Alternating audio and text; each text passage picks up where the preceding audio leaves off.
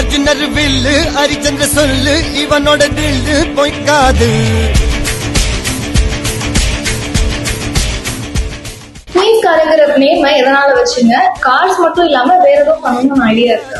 2016 இறைவன் எனக்கு 2 நெட்ட குழந்தைகளை கொடுத்தான். அதன் அடிப்படையில ட்வின்ஸ் காஸ்ட்னு சொல்லி ஒரு சின்ன ஆஃபீஸ் ஆரம்பித்தேன். இதுக்கு அடுத்தபடியாக ட்வின்ஸ் காஸ்ட், ட்வின்ஸ் அக்சசரிஸ், நிறைய ட்வின்ஸ் மால் அப்படின்னு சொல்லி நிறைய விஷயங்கள் ட்வின்ஸ் சம்பந்தமாக ட்வின்ஸ் ஹவுஸ் நான் அவங்க இருக்கணும். ஸோ எல்லாமே ட்வின்ஸ் ரிலேட்டடாக நிறைய பரிணாம வளர்ச்சி செய்யணுங்கிறது என்னோட ஆசை. நாங்கள் யூஸ்டு காருக்கே பார்த்தீங்கன்னா வாரண்டி போட்டுக்கிறது. அவங்க ஏதோ ஒரு டிஃபால்ட் ஆகுது அப்படின்னா அதன் மூலிமா அவங்க சரி செஞ்சுக்கணும், அவங்க மனநிறைவோடு இருக்கணும். அப்போ அந்த கார் நல்ல விதமாக கொடுக்கணும், ஒரு ஃபேமிலி அட்டாச்மெண்டாக இருக்கணும் அப்படிங்கிறது நான் ரொம்ப பார்ப்பேன். ஸோ எல்லாருமே காரில் அனுபவிக்கணும் அப்படிங்கிற எண்ணத்தில் நான் லோ பட்ஜெட்லேருந்து ஹை பட்ஜெட் எல்லா காரும் எங்கள் அவைலபிளாக இருக்கும். எங்கள்கிட்ட குறிப்பாக நாங்கள் இருக்கக்கூடிய காரில் உண்மையாக லோ மார்ஜின் வச்சு உண்மையை புறப்ப சொல்லி வியாபாரம் பண்ணுறோம்.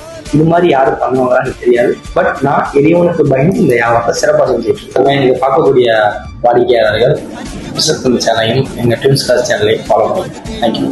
இந்த மாதிரி எக்ஸ்க்ளூசிவான கண்டென்ட்ஸ்லாம் தெரிஞ்சுக்கிறதுக்கு மறக்காம பிசினஸ் கலை பேஜை ஃபாலோ பண்ணிக்கோங்க.